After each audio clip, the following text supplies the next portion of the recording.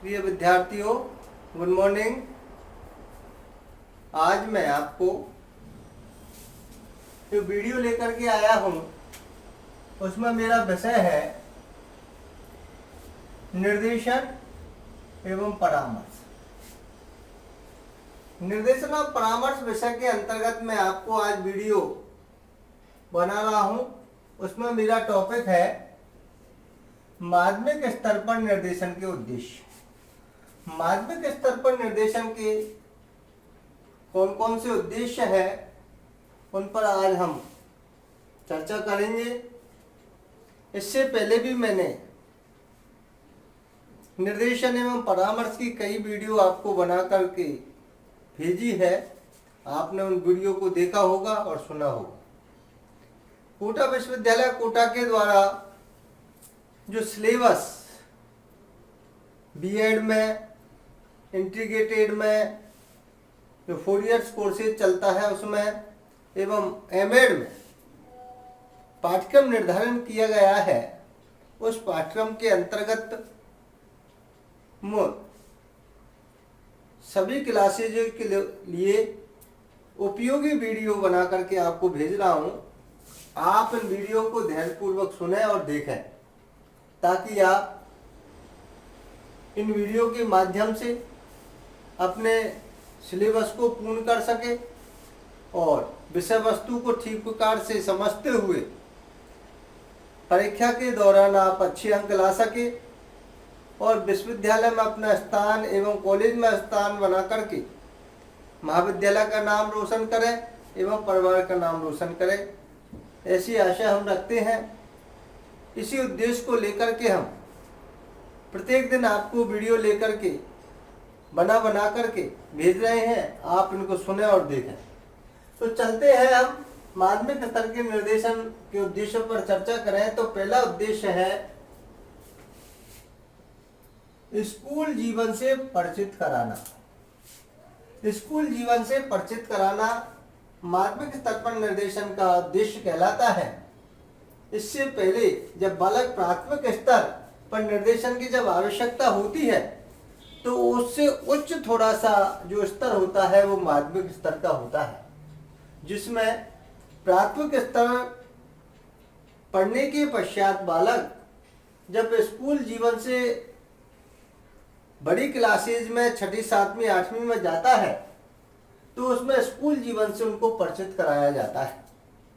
कई प्रकार की ऐसी घटनाएं होती है बालकों में कि उन कठिनाइयों को वो समाधान नहीं कर पाते।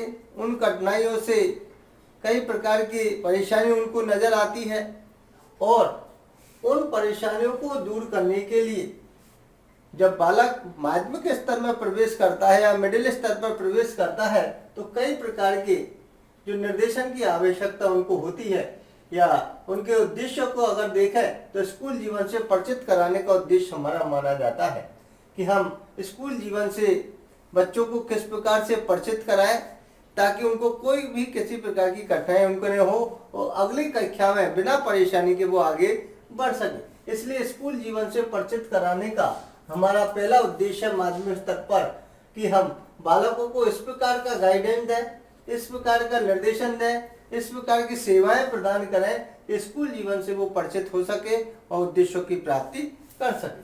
दूसरा है सहगामी क्रियाएं। सहगामी क्रियाओं का उद्देश्य। सहगामी क्रियाओं का उद्देश्य का मतलब हमारा ये होता है कि बालक को, विद्यार्थी को सहगामी क्रियाओं से जोड़ा जाए, बालक की शैक्षिक गतिविधियों से जोड़ा जाए, बालक की कई प्रकार की ऐसी प्रतियोगिताएं से जोड़ा जाए ताकि बालक सहगामी क्रियाओं से जुड़ करके कई प्रकार के उद्देश्यों को प्राप्त कर सके। तो माध्यमिक स्तर पर निर्देशन के हमारे उद्देश्य है सहगामी क्रियाओं का उद्देश्य में कई प्रकार की, जैसे वाद विवाद प्रतियोगिता रखना, कई प्रकार के हम खेल रख सकते हैं, कई प्रकार के अन्य शैक्षिक गतिविधियों के माध्यम से, सहगामी क्रियाओं के माध्यम से उनका विकास कर सकते हैं। इन उद्देश्यों की प्राप्ति के लिए भी हमें माध्यमिक स्तर पर निर्देशन के उद्देश्यों की आवश्यकता होती है। इन उद्देश्यों को हम प्राप्त करते हैं। तो सहगामी क्रियाओं के द्वारा भी बालकों को हम आगे बढ़ा सकते हैं। उनको अवसर प्रदान करना चाहिए, उनको कई प्रकार की सहगामी क्रियाओं से जोड़ना चाहिए, कई प्रकार की शैक्षिक गतिविधियों से जोड़ना चाहिए, डिबेटों में भाग लेने के लिए अवसर देने चाहिए। तो ये भी एक प्रकार की सहगामी क्रियाओं का उद्देश्य भी इसमें माना गया है। तीसरा है रिकॉर्ड रखने का उद्देश्य। रिकॉर्ड रखने का उद्देश्य भी इसके अंतर्गत हम मान सकते हैं कि बालकों का हमें रिकॉर्ड रखना चाहिए, बालकों का रिकॉर्ड सुरक्षित रखना चाहिए। जिस कक्षा में बालक प्रवेश ले रहा है उस कक्षा का रिकॉर्ड हमारे पास होना चाहिए। जब बालक अगली कक्षा में प्रवेश होता है तो लेता है तो उसका भी रिकॉर्ड हमें रखना चाहिए। तो रिकॉर्डों के माध्यम से कई प्रकार की हम उनकी जानकारी हमें मिल जाती है, कई प्रकार की जानकारी को हम प्राप्त करते हैं, उनको उसी प्रकार से निर्देशन सेवाओं को हम उनको प्रदान कर सकते हैं। तो रिकॉर्ड रखने का उद्देश्य भी हमारे माध्यमिक स्तर पर निर्देशन के उद्देश्य में माना गया है कि ये रिकॉर्ड हमारे बच्चों के सुरक्षित रखने चाहिए और रिकॉर्डर के माध्यम से बालक की सारी स्थिति को जान सकते, पहचान सकते, उनके बारे में उनको निर्देशन प्रदान कर सके, उद्देश्यों की प्राप्ति के लिए उनको बता सकते। ऐसे रिकॉर्ड रखने का उद्देश्य भी इसके अंतर्गत बताया गया है। सहयोग का उद्देश्य अगला है सहयोग का उद्देश्य। सहयोग का उद्देश्य का मतलब होता है मिलजुल कर का कार्य करने का उद्देश्य भी इसमें माध्यमिक स्तर पर बताए गए हैं। हम सब मिलजुल कर का कार्य करें तो हमारा जो कार्य सफल माना जाता है। जब तक हम सहयोग पूर्वक इन कार्यों को नहीं करेंगे, किसी से सहायता नहीं लेंगे और सहयोग में कई प्रकार की कठिनाई हमें कई प्रकार की आ जाती है, उस समय किसी प्रोजेक्ट को बना रहे हैं या किसी समूह में कोई कार्य कर रहे हैं तो सहयोग की आवश्यकता हमें होती है। तो माध्यमिक स्तर पर उन कठिनाइयों को दूर करने के लिए निर्देशन सेवाओं को हमें उनको प्रदान करना चाहिए ताकि बालक में सहयोग की भावना का विकसित हो सके, सहयोगात्मक कार्य वो कर सके और सहयोग रूप कार्य को करते हुए अच्छा कार्य करके आगे बढ़ सके। ये भी एक उद्देश्य इसके अंतर्गत माना गया है सहयोग का उद्देश्य, क्योंकि सहयोगात्मक रवैया जब बालकों में होगा सीखने का मौका उनको मिलेगा। सब प्रेम से या सहयोग से या सहानुभूति या स्नेह से सब एक साथ कार्य करेंगे तो वो कार्य हमारा मिलजुल कर अच्छे और सही समय पर हो पाएगा। इसलिए सहयोग का उद्देश्य भी इसके अंतर्गत माना गया है। अगला है संवेगात्मक व्यक्तिगत आवश्यकताओं का उद्देश्य।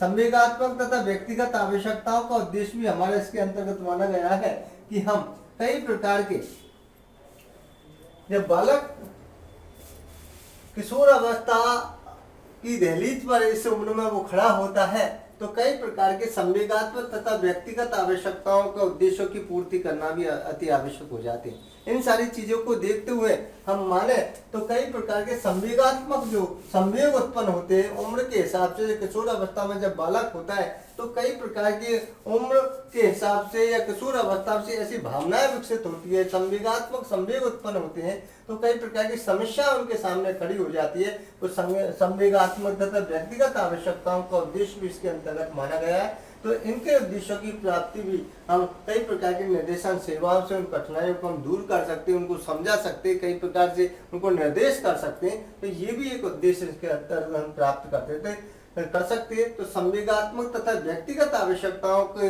पूर्ति भी हमें माध्यमिक स्तर पर निर्देशन के उद्देश्यों के अनुसार मानी गई है, क्योंकि कई प्रकार की व्यक्तिगत समस्याएं भी रुचि, अभिरुचि, योग्यता, क्षमता उनकी अलग अलग समस्याएं व्यक्ति की होती है। उन समस्याओं को देखते हुए हमें उन्हें निर्देशन प्रदान करना चाहिए। संवेगात्मक दृष्टि से भी निर्देशन की आवश्यकता बालक को होती है, उस दृष्टि से भी हम उनको निर्देशन प्रदान कर सकते हैं। इस उम्र में माध्यमिक स्तर पर किशोर अवस्था में बालक जब आता है तो कई प्रकार के शारीरिक परिवर्तन भी उनके शरीर में होते रहते हैं, संवेग उत्पन्न होते रहते हैं। उनकी आवश्यकता, उन कठिनाइयों को दूर करने के लिए भी हमें निर्देशन की आवश्यकता पड़ती है। इसलिए संवेगात्मक तथा व्यक्तिगत आवश्यकताओं के जो उद्देश्य है वो भी इनके द्वारा हम प्राप्त कर सकते हैं। तो ये भी एक हमारा इसके अंतर्गत माना गया है।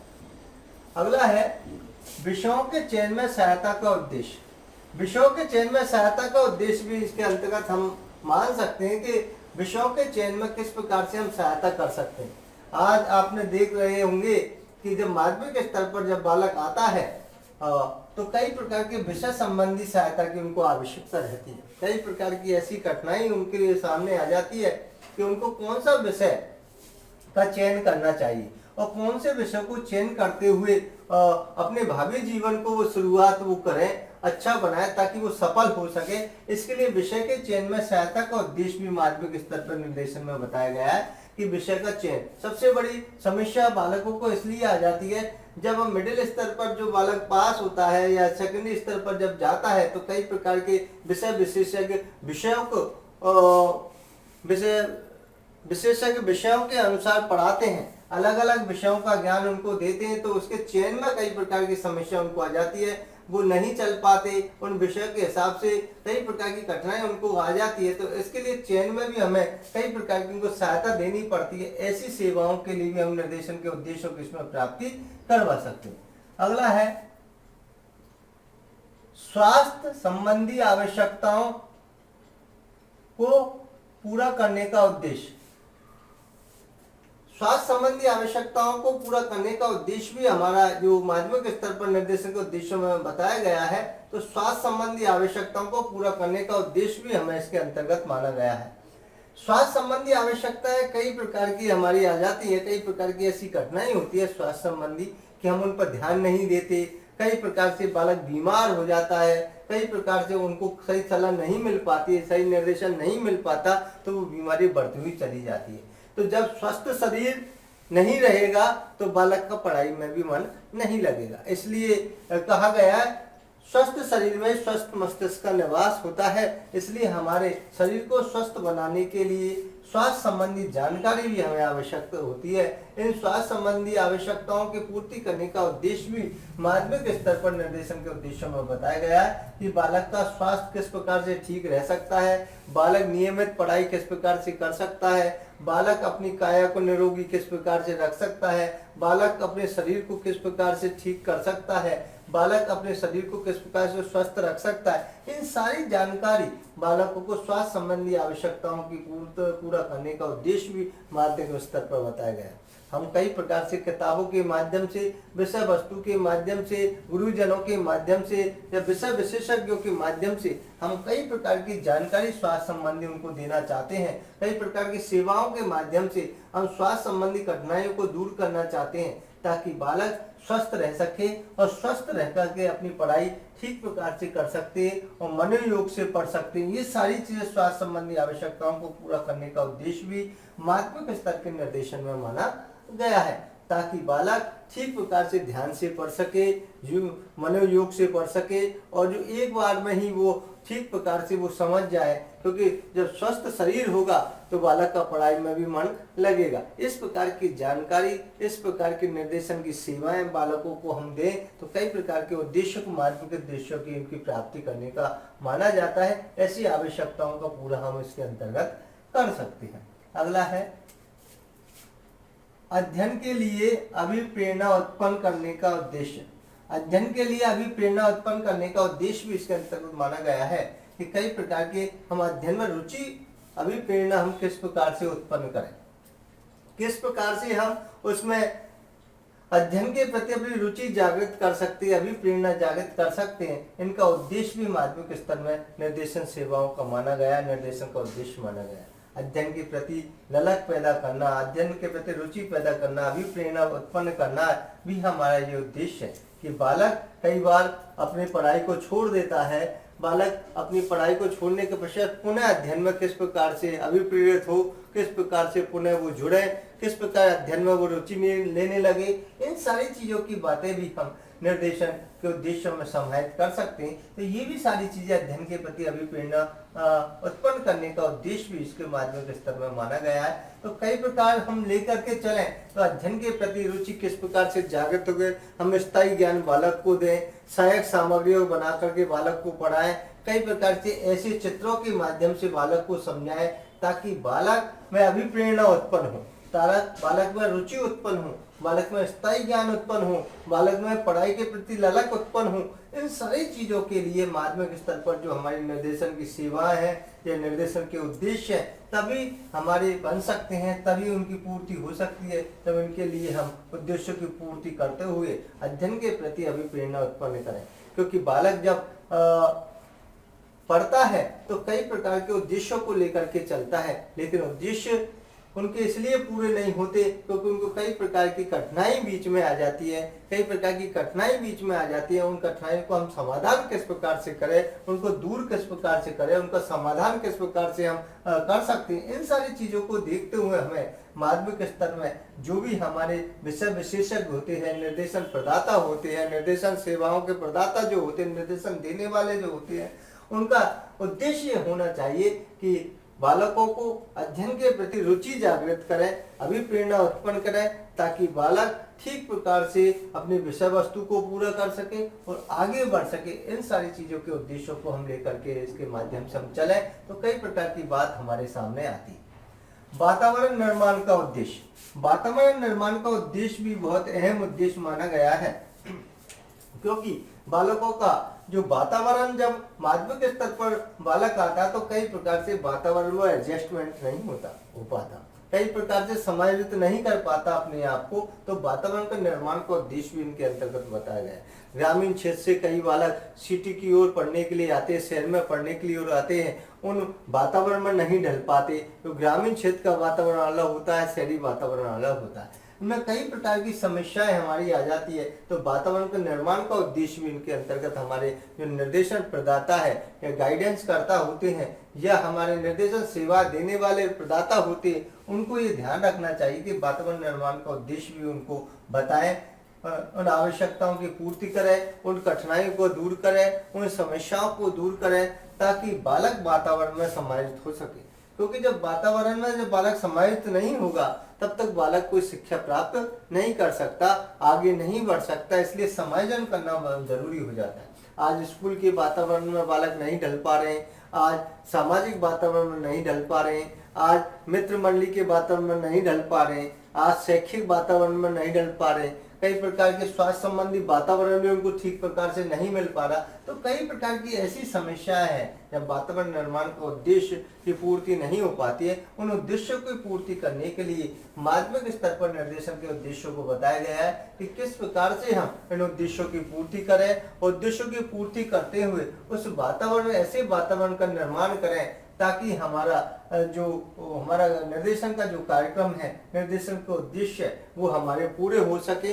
क्योंकि जब तक हम इन उद्देश्यों की पूर्ति नहीं करेंगे तब तक बालक कई प्रकार की कठिनाई से जूझता हुआ चला जाएगा, कई प्रकार की समस्या उनको आएगी। इन समस्याओं को दूर करने के लिए हमें कई उद्देश्यों की आवश्यकताओं की पूर्ति निर्देशन सेवाओं के द्वारा उनको प्रदान करनी होगी।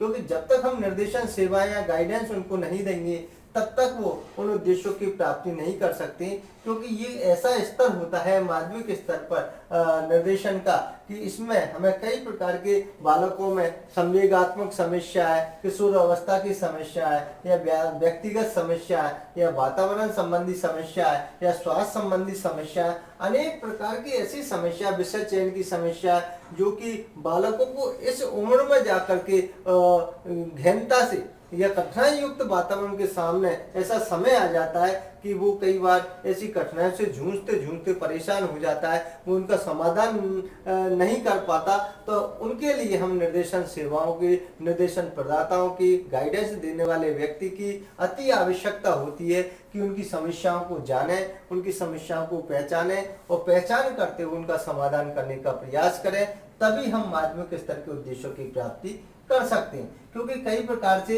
ऐसी समस्याओं को जब हम देखते हैं तो हमें लगता है कि हमें इस उम्र में आकर के इस जब किशोर अवस्था की उम्र होती है तो कई प्रकार से वातावरण के अनुसार या शारीरिक परिवर्तन के अनुसार या संवेगात्मक दृष्टि से या व्यक्तिगत समस्याओं से हमें बालकों की कठिनाइयों से जूझते हुए देखा जाता है और वो अपना समाधान नहीं कर पाते। तो ऐसी समय पर इन सालों में बालकों को निर्देशन सेवाएं मिलना जरूरी हो जाता है, तभी वे उन उद्देश्यों की प्राप्ति कर सकते हैं जो उद्देश्यों की वो आशा रखता है। इसलिए मैंने माध्यमिक स्तर पर निर्देशन के उद्देश्यों को बताने का आपको प्रयास किया। एक एक उद्देश्य को मैंने आपको धैर्य पूर्वक समझाने का प्रयास किया है ताकि आप इनको ठीक प्रकार से समझ सके। तो दोबारा मैं आपको इन उद्देश्यों को बता रहा हूँ।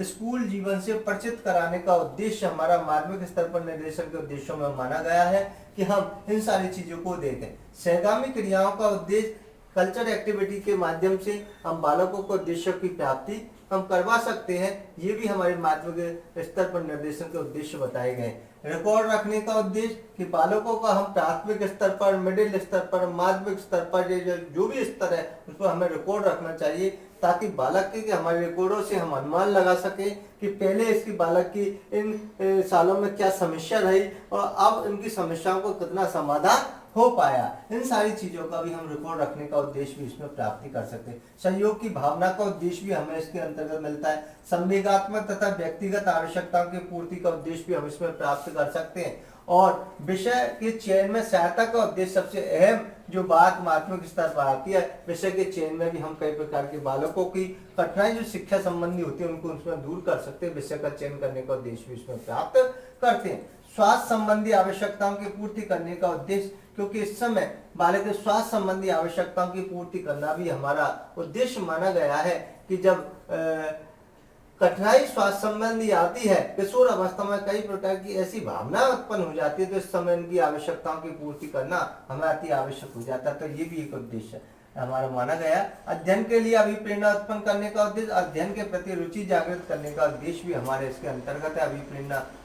प्रेरणा प्रदान करना भी हमारा इसका उद्देश्य माना है, और वातावरण निर्माण करने का उद्देश्य। तो इन उद्देश्यों को हम साथ में लेकर के चलें तो कई प्रकार की समस्याएं हमारे बालकों की जो सामने आ रही है वो दूर हो सकती है। और आशा नहीं, पूर्ण विश्वास है कि ये वीडियो आपको बहुत अच्छा लगेगा। जय हिंद, जय भारत, नमस्कार, धन्यवाद।